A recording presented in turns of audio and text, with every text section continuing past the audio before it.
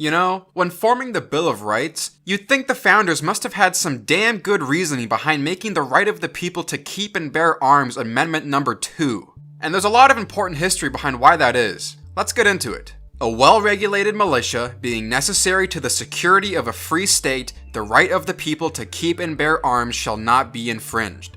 Now, where does something like this even come from? Well, we need to take a look back at history a little bit, and the cultural attitudes and influences that resulted in these words being written into our Constitution. And I like history, so let's start all the way back to 1628, with the founding of the Massachusetts Bay Colony. It was founded by the Massachusetts Bay Company, and was subsequently colonized with about 20,000 English migrants, many of whom were strongly Puritan in their religious beliefs. They loved their God, they loved their Jesus, and they loved their hard working. Eventually, the colony would start to hold local elections to decide on their leaders. And at the time, the governors that were selected had to be Puritan in their beliefs. And even to be able to vote, you had to be formally admitted by your local church and have your religious views examined by the church congregation. They want to make sure they're getting the real Puritans here. No heathens. This heavy Puritan atmosphere surrounding the colony would end up making the people largely intolerant of any other religious views. I'm looking at you, Quakers! And because Puritanism was an offshoot of the Church of England, they weren't particularly keen of some of the people back home. So we're already getting a taste of some of the animosity for the crown. But after establishing the colony, the people of Massachusetts found some pretty good economic success. The fish were aplenty, they're making all sorts of timber products, selling furs, hunting whales for their juicy blubber. Juicy, juicy, juicy. Having lots of babies, and trade was looking pretty good too. They were making a name for themselves, and building up their own community. And this was largely done independently. True freedom. And then came the Red Man. No, I'm just kidding. And then came Squanto. No, I'm just kidding. And then came the Indians. Now, the colony originally had some pretty good relations with the local Indian tribes. No one really wanted to cause any more trouble than they had to. And for the most part, in the early colonial days, the people were just trying to get by and survive. I know this gets muddled a lot due to politics in our terrible education system, but if you didn't know, the early settlers weren't out committing genocide on the Indians 24/7. They were just trying to get by, with as little conflict as possible. I seem to have brought a little something for you to put 'em in your peace pipe. $40. What? $40. What? $40. But eventually, someone just had to start some shit, and we get the Pequot War from 1636 to 1638. And the colonists were on their own against the Indians. No help was coming from Great Britain. It's just us. And the result of this war was the virtual destruction of the Pequot tribe and a couple hundred dead bodies. The numbers aren't exactly clear on that. But with this war, we established the idea that the people of Massachusetts were able to hold their own and claim their ground. So now the community has grown even tougher skin and were able to come together and make a name for themselves, helping to create the framework for an independent identity from England. We're hardcore Puritans, we're making a living on our own, and we don't need no help from Great Britain. A few decades later, we get King Philip's War from 1675 to 1678. Now, this war is considered by many to be the single deadliest war in North American settlement history. We had around 4,000 total casualties, 1,000 of those being on the colonist side, along with the complete decimation of various towns, local populations, the economy of Rhode Island, and more than half of the towns in New England were attacked by the Indians.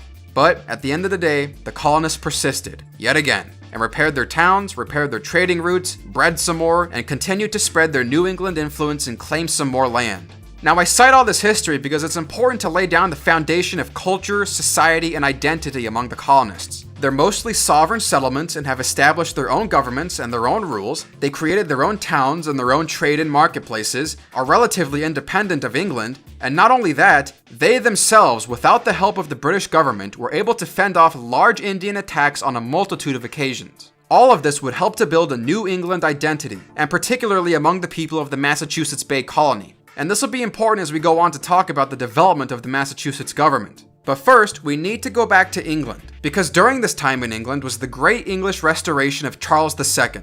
Charles was back from a 14-year exile, and he was taking his rightful throne. Yeah, I'm thinking I'm back. However, with the restoration of the English monarchy came some problems for the colonists, because unlike the previous monarchs and protectorates, Charles II wanted to have more oversight on the colonies from the crown. Hey, what's going on over here? And the crown started making some moves to have more authority over colonial governing. So they issued some Quo Warranto writs and a Scire Facias which formally gave the crown control over the colonies, thereby rescinding the original royal charter. And to complement this, they also implemented the Navigation Acts, which restricted the colony's trading abilities. Now by this time, Charles II had died, so his brother James II was in charge of this new unified dominion of New England. But he couldn't run the whole thing on his own, so he appointed Governor Edmund Andros, who essentially ran the place with an iron fist and was described as being very haughty. Oh, and he hated Puritans. Great. Oh, and not only that, this new dominion of New England also introduced the Church of England into the colonies, and especially in Massachusetts with the construction of the King's Chapel. You know, that Anglican church that literally everyone in Massachusetts was trying to get away from, because, you know, they're all Puritans. Oh, yes, let's go to church, yes, I love church, yes, What the fuck? So the people living in the colonies were pissed off. Not only did this new dominion place them under the control of some asshole who was administering for some other asshole 3,000 miles away, but it also completely revoked their charters, which was how they established their own government. And it completely stripped them of their sovereignty and the rights they had made within their charter government. Massachusetts was by far the most reluctant colony in the bunch, and they resisted any semblance of crown rule over them as much as they could. Remember, these guys are all Puritans who had just spent the last 50 years building up a new Puritan way of life and style of governing. The king? Our new figure of authority? A follower of the Church of England? Filth! You filth. Well, luckily for the colonists, back home in England was yet another uprising. Our good friend William III, otherwise known as the Prince of Orange, invaded England, kicked out Jimmy II, married his daughter Mary, and together they jointly ruled England, bringing in a new age of British rule. Now, along with their rule came a very important document known as the English Bill of Rights. We'll get back to that later, but first, with this news of a new monarchy back home, the colonists decided, okay, we got a new monarch, there's a revolution going on back in England, let's get this Andros fucker out of here, right now. And that's pretty much what they did. They rounded up the mob and put him in jail as part of the 1689 Boston Revolt. And they all went back and reinstalled their old charter governments, effectively dissolving the Dominion of New England and going back to the way things were. Somewhat. While certain colonies like Rhode Island and Connecticut were able to reinstate their old governments, a colony like Massachusetts had a bit more trouble in doing so, mainly due to the legality of reinstating their old government. See, another thing that a lot of people forget these days, or don't know, or don't really care about, is that this is a nation of laws. At least it's supposed to be. Now it's a nation of emotions and feelings. And since legally the old Massachusetts Bay Charter was revoked with the restoration of Charles II, the Massachusetts Bay Colony didn't really have a legal foundation to reinstall their old charter government. But because King William of Orange was a Protestant, and because reinstating the old charter government would have meant reinstating a Puritan government, King William said, no way, and he and his buddies over at the Lords of Trade formed up a new charter in 1691, creating the province of Massachusetts Bay, which now included the entirety of Plymouth Colony and parts of Maine and Nova Scotia. This new charter also changed some of the rules in voting and government, and removed a lot of the Puritan-based religious laws. The governor of the colony and certain senior officials in the government also began to be appointed by the crown, taking even more sovereignty away from the colonists. Oh, and you had to start taking oaths to the king. This change was not all that welcome. Add on to that some more restrictions like the Navigation Acts of 1660 and 1696, and the colonists became even more unhappy. Skip ahead a couple years to 1733, and now the British were imposing the Molasses Act, which placed taxes on sugar and rum. Alright, listen, we have fought off hordes of Indians all by ourselves, we have cultivated this land all by ourselves, we have grown these colonies into major trading centers, we have created a culture designed for us to thrive in, and now you're telling me that you're going to tax our goddamn sugar and tell us that we can't trade with whoever we want to trade with, and that we can only use British ships to trade with? Yeah. Skip ahead a few more years and now we have the French and Indian War disrupting colonial life, and then the impositions of the Stamp Act, the Declaratory Act, the Townshend Act, the Sugar Act, the Quartering Act, and people are starting to get a little pissed off. And no less the people from Massachusetts, especially after the Boston Massacre, and then later the Boston Tea Party. And by now you should know where this is all leading up to. But here's where we get our first real influence on the writing of the Second Amendment, and it starts with the lead up to the Battle of Lexington and Concord. So after the Boston Tea Party incident, Britain was not having any more delinquency from Massachusetts.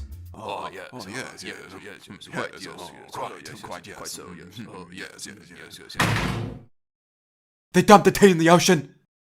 What the fuck? And on May 20th, 1774, Parliament passed the Massachusetts Government Act, which officially repealed the 1791 charter and placed even more power in the hands of the crown. From this point on, town meetings were forbidden without the approval of the governor, who was also appointed by the crown. The executive council, which used to be democratically elected officials, were now appointed by the crown as well, and many other positions in the local government were now appointed by the royal governor, such as the attorney general, provosts, marshals, justices of the peace, and even judges. The act was designed to suppress and control the people of Massachusetts Bay, and in the words of Lord North, it was designed to take executive power from the hands of the democratic part of government. And 1 month later, on June 1st, 1774, Parliament also decided to enact the Boston Port Act, which officially shut down the harbor until all reparations were made to the King and the East India Company, and until all subjects of Massachusetts bowed down to the law. Now this was it for the colonists, and not just those in Massachusetts, but everywhere. This act was seen as so harsh by all the other colonies, mainly because it effectively shut down the economy of Massachusetts, that they started sending in tons of grain shipments and other relief aid to help out the citizens of Massachusetts. All of the colonists started to feel a little closer connection to each other by this point, and the center point of that connection being screw the crown. What proceeded next were 3 very important events. The first event occurred on September 9th, where we get the passage of the Suffolk Resolves. It was written by the local leaders of Suffolk County, Massachusetts, and called for a boycott on all British goods until each and every intolerable act was repealed. But most importantly, it called for all the colonies to start raising militias. Next, on September 17th, the members of the very first Continental Congress, which was just 2 weeks in at the time, endorsed the Suffolk Resolves and reiterated the call for boycotts on all British goods until the demands in their Declaration of Colonial Rights were met by the Crown. As John Adams wrote at the time, "This was one of the happiest days of my life. In Congress we had generous, noble sentiments and manly eloquence. This day convinced me that America will support Massachusetts or perish with her." And finally, on October 7th, we get the creation of the Massachusetts Provincial Congress, where John Hancock would end up being its president. The Congress would essentially govern all of Massachusetts outside of British-controlled Boston, taking on all the roles of an official government. But most importantly, it started to raise a militia. And that was it. Massachusetts was in a state of rebellion. We find that a part of your Majesty's subjects in the province of Massachusetts Bay have proceeded so far to resist the authority of the Supreme Legislature that a rebellion at this time actually exists within the said province.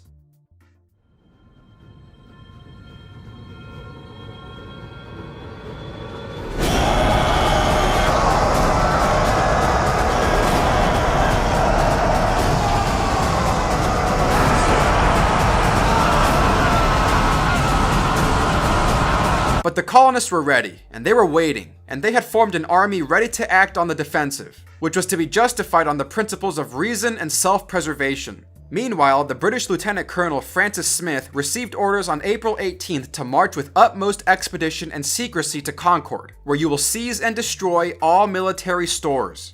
They're coming to take our guns! And that was that. We all know what happens from here.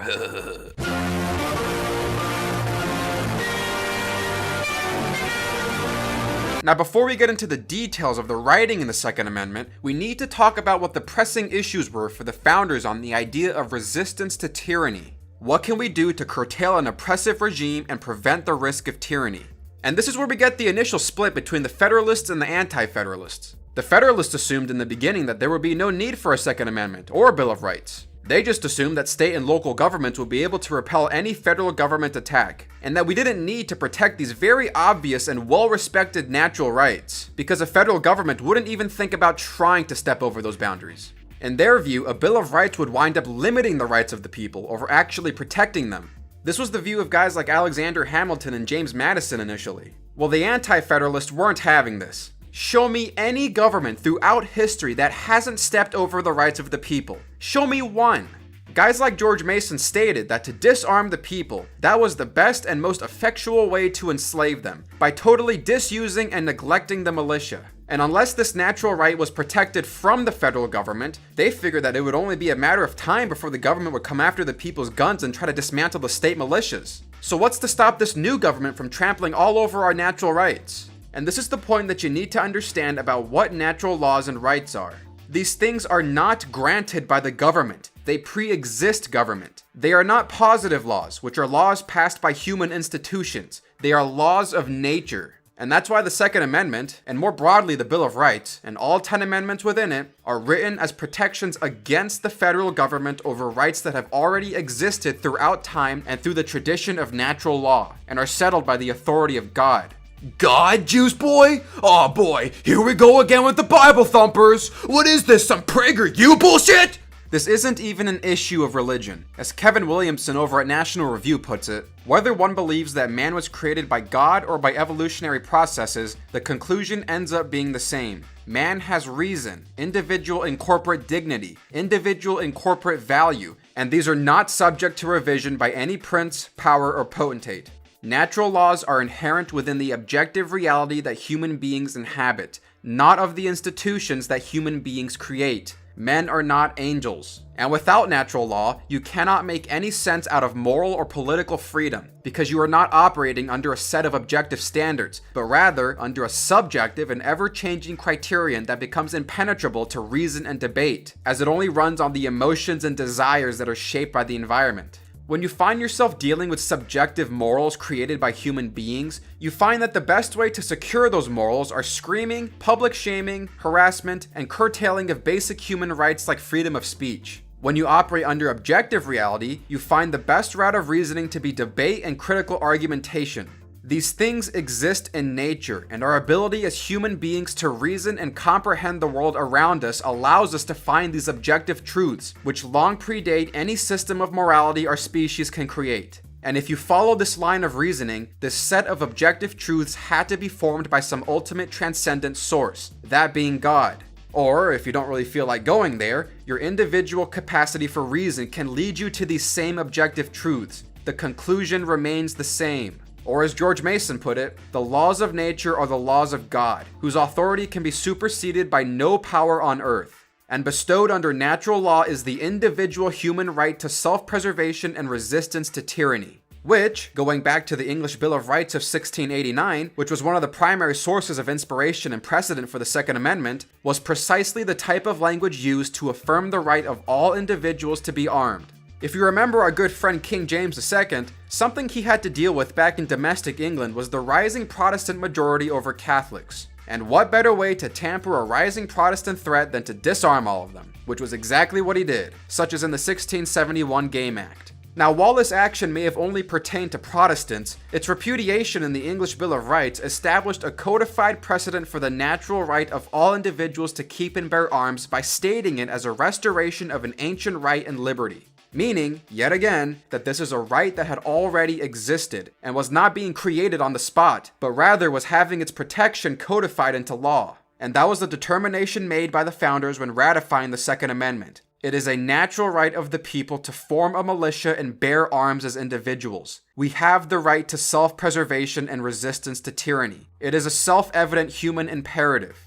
But now we need to get into certain contemporary issues with the Second Amendment. And first and foremost, we have to deal with the language and grammatical structure controversy, because apparently people these days don't know how to read or comprehend language and historical context. So there are people who actually believe that the Second Amendment only allows the right of the people in a militia to keep and bear arms. And this is where we get into grammar Nazi territory and have to analyze each and every phrase of the Second Amendment. But to preface, you need to understand that words mean what they mean when they were written. Now, thankfully, the late Justice Antonin Scalia did most of the research for this next part in his opinion of the court on DC versus Heller. First, let's get into the prefatory and operative clauses, both of which are present in the language of the Second Amendment. A prefatory clause announces a purpose, while the operative clause announces the resolution or action to be taken or not taken. And here's how the clauses are split up in the Second Amendment. Let's start with the operative clause and dissect it phrase by phrase. The right of the people. This phrase is used 2 other times in the Bill of Rights, once in the First Amendment and once in the Fourth Amendment. And there's also similar phrasing in the Ninth Amendment. But each time it is used unambiguously to describe individual rights, not collective rights, or rights that can only be exercised through participation in some corporate body, or a militia. There are 3 other provisions in the Constitution that strictly use the phrase the people, once in the preamble, once in Article 1, Section 2, and once in the 10th Amendment. And in each of those instances, the phrasing of the people is not used in the context of individual rights, but collective powers, powers that belong to the people. In each of these instances, the people refers to the exercising or reservation of powers, such as the reserving of power to people in the 10th Amendment or the exercising of powers in Article 1, Section 2. Not rights, powers. Nowhere else in the Constitution does a right attributed to the people refer to anything other than an individual right. What's more is that in all instances of the phrase the people, it is used in reference to a class of people who are members of a national community or connection with this country. Meaning that when we say the people, we are not referring to subsets of people, like people in a militia, but are referring to the whole people. This is in opposition to the prefatory clause when it mentions the militia, as a militia is a subset of people. So reading the Second Amendment as protecting only the right to keep and bear arms in an organized militia therefore fits poorly with the operative clause's description of the holder of that right as the people. Another thing to understand about prefatory and operative clauses is that a prefatory clause does not limit or expand the scope of an operative clause. In fact, as stated in a general treatise on statutes by Sir Fortunatus Dwares from 1848, it is nothing unusual in acts for the enacting part to go beyond the preamble. The remedy often extends beyond the particular act or mischief which first suggested the necessity of the law. And in regards to the English court case Copeman v. Gallant in 1716, the Lord Chancellor Hardwicke stated that I can by no means allow of the notion that the preamble shall restrain the operation of the enacting clause, and that because the preamble is too narrow or defective, therefore the enacting clause, which has general words, shall be restrained from its full latitude and from doing that good which the words would otherwise and of themselves import. So when you talk about something particular, like a militia, that doesn't then constrain the following phrase of the people into the context of a militia, meaning that the Second Amendment protects an individual right of all Americans. So now we move on to the phrase to keep and bear arms. Let's start with the word arms. The 18th century meaning of the word arms is the exact same meaning as it is today. In the 1773 edition of Samuel Johnson's dictionary, it defined the word arms as weapons of offense or armor of defense. And the 1771 legal dictionary by Timothy Cunningham defined the word arms as anything that a man wears for his defense, or takes into his hands, or useth in wrath to cast at or strike another. And even the 1828 Webster's American Dictionary of the English Language also uses the same phrasing. And even today's Webster's definition of the word arms is the exact same as it was back then.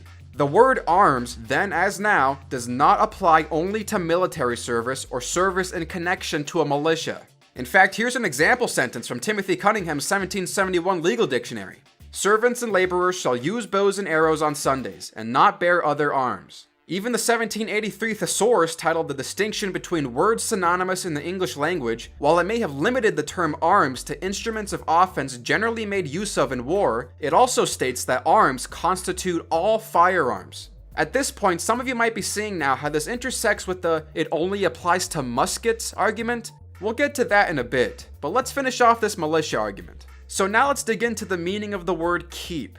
Going back to the 1783 Thesaurus, it defines the word keep as we keep what we intend not to part with. We keep that which is our own. And the 1773 edition of a dictionary of the English language defines it as to retain, not to lose, and to have in custody. So now knowing what arms means, to keep arms can most naturally be read as to have weapons. Now, there's no specific phrasing of to keep arms in a dictionary, but the way the phrase was commonly used and referred to was as a way of possessing arms, both individually and also in regards to a militia. Some people cite laws in Delaware, New Jersey, and Virginia that stated the phrase keep arms in the context of a militia, meaning that you can only use the phrase keep arms when talking about a militia.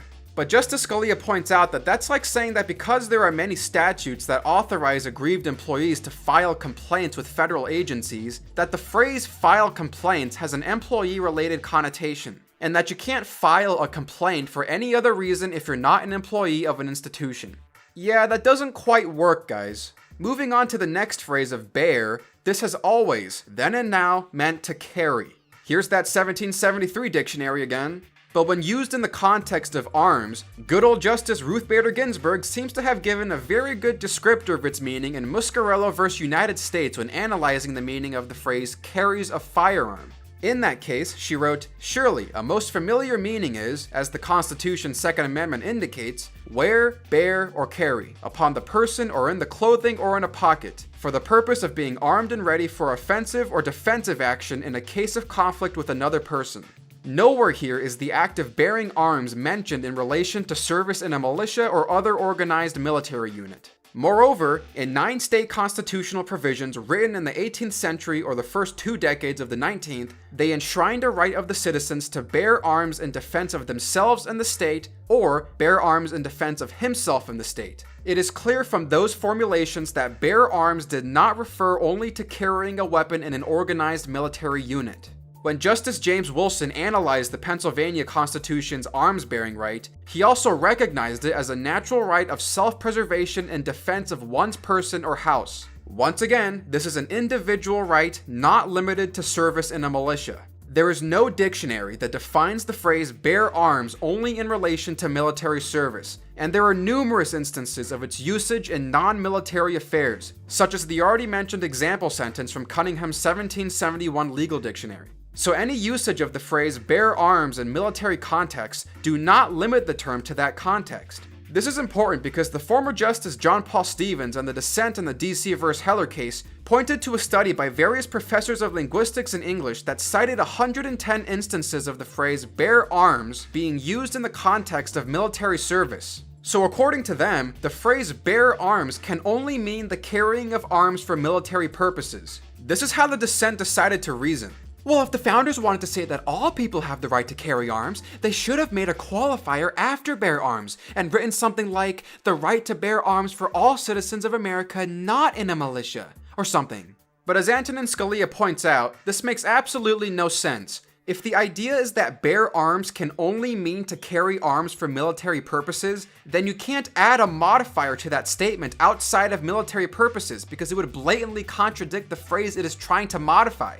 So a sentence like the right to bear arms for the purpose of killing game, which was a sentence that these professors decided to exclude, in this context would be like something out the mouth of a moron.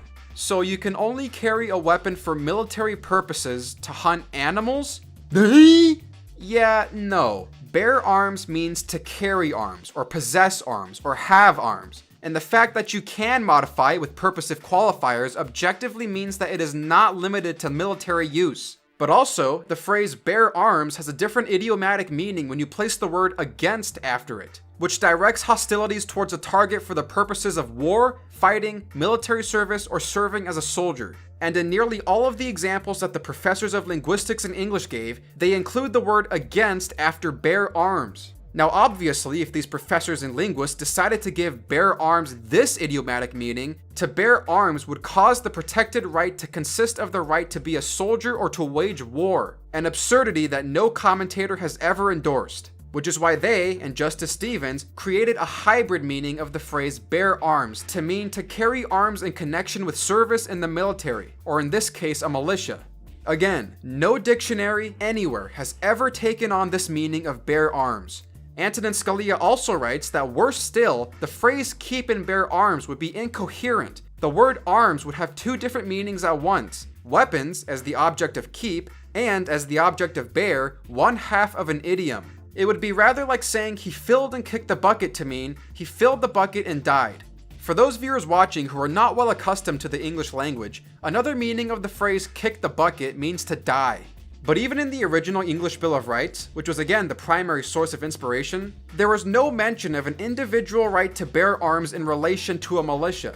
In fact, William Blackstone, in his commentaries on the laws of England from 1765, made no mention of military service or a militia when he talked about the natural right of resistance and self-preservation, and the right of having and using arms for self-preservation and defense. Nowhere here does he talk about this natural right of self-preservation and defense in regards to the formation and service in a militia. Thus, the right secured in 1689 as a result of the Stuarts' abuses was by the time of the founding understood to be an individual right protecting against both public and private violence. And no word games on the meaning of bear arms and keep and right of the people is going to change that historical and textual context. So now let's shift back over to the prefatory clause and analyze each of these words and make sure they're in concordance with what was just described in the operative clause. A well-regulated militia. Alright, well let's go back to Webster's 1828 dictionary again. The The militia of a country are the able-bodied men organized into companies, regiments, and brigades with officers of all grades and required by law to attend military exercises on certain days only, but at other times left to pursue their usual occupations. In Federalist 46, James Madison, a founding father, specifically wrote about a militia amounting to near 500,000 of citizens with arms in their hands, officered by men chosen from among themselves, fighting for their common liberties, and united and conducted by governments possessing their affections and confidence. Thomas Jefferson, another founding father, in his letter to Deschutes de Tracy, wrote about the militia of the state, that is to say, of every man in it able to bear arms. Even in the 1939 Supreme Court case of the U.S. v. Miller, the court still retained this definition of a militia when explaining that the militia comprised all males physically capable of acting in concert for the common defense. So as clearly stated here, the militia is all of the people. This was another point that was contested by the dissent in D.C. v. Heller, because according to them, the militia is a federal creation, and they point to Article 1, Section 8 to justify this. But see, if you actually read Article 1, Section 8, you see that Congress is only allowed the power to raise and support armies and to provide and maintain a navy. But when they talk about the militia, they say that Congress has the power to provide for calling forth the militia, which means that the militia is already something that exists, and that Congress has the ability to organize the militia, not a militia, which connotes that the militia is a body that already exists and is not something that the federal government can just create. And this is something that Congress has already done with the first Militia Act of 1792, which specified that each and every free able-bodied white male citizen of the respective states, resident therein, who is or shall be of the age of 18 years and under the age of 45 years, except as hereinafter accepted, shall severally and respectively be enrolled in the militia. Now, it's also important to note that this act, and the subsequent acts following it, do not define what the militia is, over just organizing together a subset of the militia, as allowed by Article 1, Section 8. But the federal government has no requirement to organize all of them together, and so they can focus on the subset that they see the most use in when calling forth the militia. Next is the phrase well-regulated, which means nothing other than the imposition of proper discipline and training. This same imposition was used in the Virginia Declaration of Rights from 1776 when stating that a well-regulated militia composed of the body of the people trained to arms is the proper, natural, and safe defense of a free state. It does not mean federal government regulation like we know it today, or regulation from a governmental bureaucracy. If that was the case, the Second Amendment would have been framed as a militia well-regulated by the Congress being necessary to the security of a free state.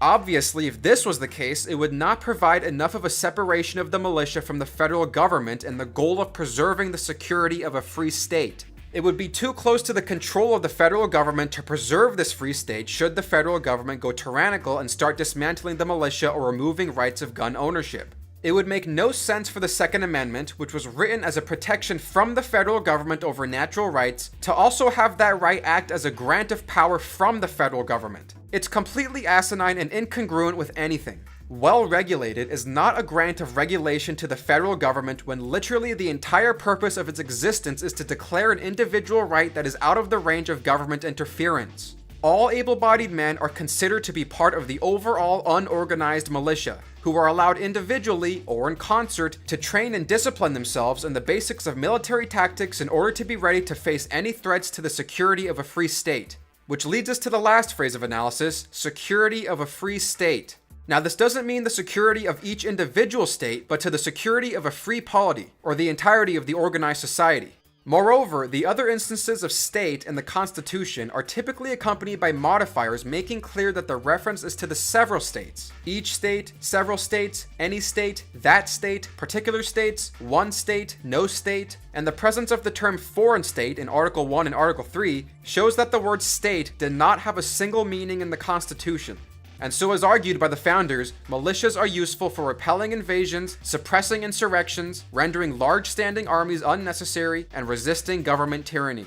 So, now that we're all grammar Nazi'd out, and after all this historical, legal, and textual analysis has been laid out before you, does the prefatory clause fit in conjunction with an operative clause that creates an individual right to keep and bear arms? Yes. The history showed that the way tyrants had eliminated a militia consisting of all the able-bodied men was not by banning the militia, but simply by taking away the people's arms, enabling a select militia or standing army to suppress political opponents. This is what had occurred in England that prompted codification of the right to have arms in the English Bill of Rights. The founders were never arguing over whether or not such a natural right existed, but whether or not it had to be protected from the federal government and codified into the Constitution. The prefatory clause clearly indicates that because preventing the elimination of the militia is of utmost importance to the security of a free state, you cannot disarm the people, because the people make up the militia. And the most effective way to prevent the existence of a citizen's militia is to disarm the people. Thereby, the people have the right to keep and bear arms. What country can preserve its liberties if their rulers are not warned from time to time that their people preserve the spirit of resistance? Let them take arms. So now that we've laid out the facts behind the Second Amendment, we need to get into all the other myths surrounding the issue. Though now that we've established this framework, it really makes tackling all the other myths a lot easier. So when you're arguing with someone who doesn't like evidence, or at least only cares about evidence when it supports their vision of the world, they like to do what's called moving the goalpost. So someone who's still watching and just lost all basis for their argument on it only applies to militias will now move the goalpost over to it only applies to muskets. Now, if someone is still trying to make that argument at this point in the video, they really weren't paying attention to the last 40 minutes, because it was essentially already dispelled with. But hey, let's get into it. No, the Second Amendment does not only apply to muskets. You'd think my bit earlier on the definition of arms would have already taken care of this, but no.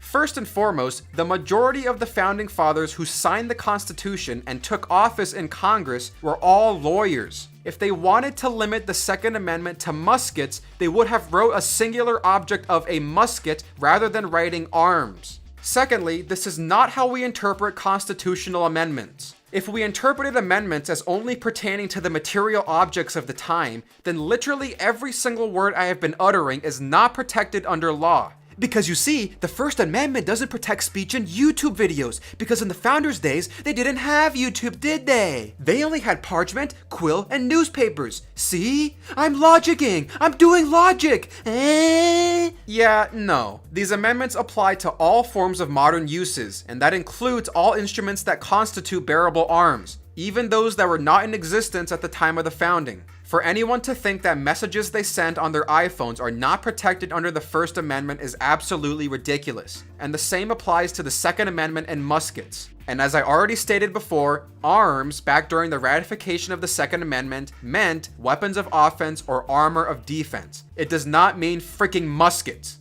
So now that that argument has been taken care of, the goalpost will probably shift over to, well, they only knew about muskets. What?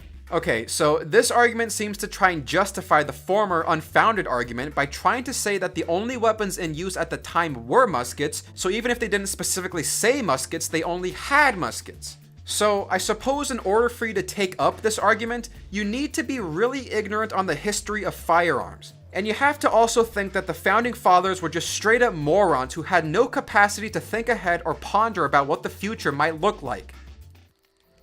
Hey George. Yeah? What if guns, get better?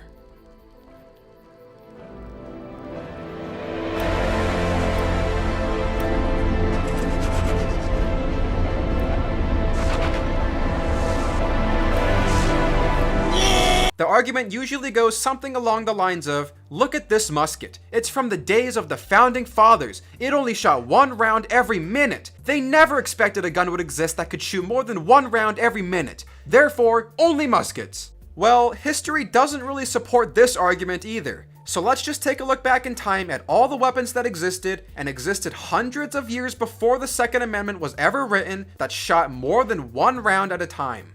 Ever heard of hand cannons? These things were first created in the 13th century and introduced to Europe as early as the 14th century. Later renditions included hand cannons that can shoot up to 10 rounds. Ever heard of volley guns? This one's got up to 20 barrels. 16th century stuff, man. How about the duckfoot pistol? That looks like more than 1 round to me. What about the pepper box revolvers? These things were around for hundreds of years before the Second Amendment and can hold up to 20 rounds. Hey, here's a gun that was developed during the Revolutionary War, the Belton flintlock. And according to Joseph Belton, the guy who made it, it could fire up to 8 rounds with 1 loading. 8 balls, one after another, in 8, 5, or 3 seconds of time. He also had a way of modifying this gun to fire 16 to 20 rounds at a time. Oh, and the founding fathers specifically knew about this one. You know how we know that? Because the guy who made this gun tried to sell it to them at the Continental Congress. Yeah.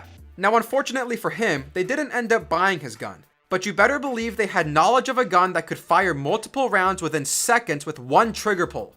Oh shit, cross that out, right of the people to keep and bear arms, except for this Belton flintlock thing, because it fires multiple rounds and that's scary.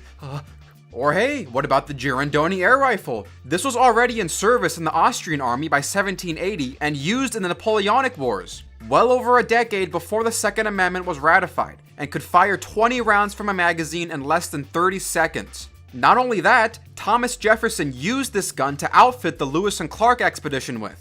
In Meriwether Lewis's first diary entry, he mentions how he demonstrated the firepower of the air rifle to the people living on Bruno's Island. In fact, they nearly killed a woman when Mr. Blaise Cenas, being unacquainted with the management of the gun, suffered her to discharge herself accidentally. The ball passed through the hat of the woman about 40 yards distant, cutting her temple about the fourth of the diameter of the ball. She fell instantly and the blood gushing from her temple. We were all in the greatest consternation. Suppose she was dead, but in a minute she revived to our inexpressible satisfaction, and by examination we found the wound by no means mortal or even dangerous. They traveled across the entire United States with this gun and showed it off to various Indian tribes as they went along. Oh, and also, it's not a musket, it's a rifle. Or hey, what about the puckle gun? This was patented in 1718 and was one of the first machine guns or prototype Gatling guns ever created that could fire 63 rounds in 7 minutes. Or before that, there was the Kauthoff repeater, which could fire up to 6, 7, 12, or even 30 shots that could be reloaded in 1 to 2 seconds. So all of these guns had either existed before or during the time of the Revolutionary War and the ratification of the Second Amendment. There weren't just muskets in the world, people. Alright, I think that just about wraps it up for the Second Amendment arguments. There's still a bunch of other gun-related myths out there with things regarding semi-automatic weapons and firearms licensing and the such, but that's more of a gun control issue than it is pertaining directly to the Second Amendment. But with all the contemporary Second Amendment issues, there's one more goalpost that this debate shifts to, and that's you're racist. Okay, yeah, we're done here. If I have to say one thing on the semi-automatic rifle conflict though, just know that more people are killed from knives, clubs, hammers, and bare hands and feet in this country than are killed by assault rifles. Now, if you don't like guns, or don't like the Second Amendment in general, or are in favor of certain gun control policies, you can take that stance, and you can try to argue and reason for that stance. What you can't do is to start lying about the Second Amendment and what it has meant and been interpreted to mean for centuries. That's not going to help you. And in my opinion, the 1846 Supreme Court case of Nunn versus Georgia sums all of this up perfectly. The right of the people to bear arms shall not be infringed. The right of the whole people, old and young, men, women, and boys, and not militia only, to keep and bear arms of every description, not such merely as are used by the militia, shall not be infringed, curtailed, or broken in upon in the smallest degree. And all this for the important end to be attained, the rearing up and qualifying a well-regulated militia so vitally necessary to the security of a free state. Our opinion is that any law, state or federal, is repugnant to the Constitution and void, which contravenes this right originally belonging to our forefathers, trampled underfoot by Charles I and his 2 wicked sons and successors, re-established by the Revolution of 1688, conveyed to this land of liberty by the colonists, and finally incorporated conspicuously in our own Magna Carta. It was clear in the 18th century what the Second Amendment meant, it was clear in the 19th century. It was clear before ratification, it was clear after ratification. This is what the Second Amendment has always meant throughout its entire history, and always will mean. Now get your hands off my goddamn guns!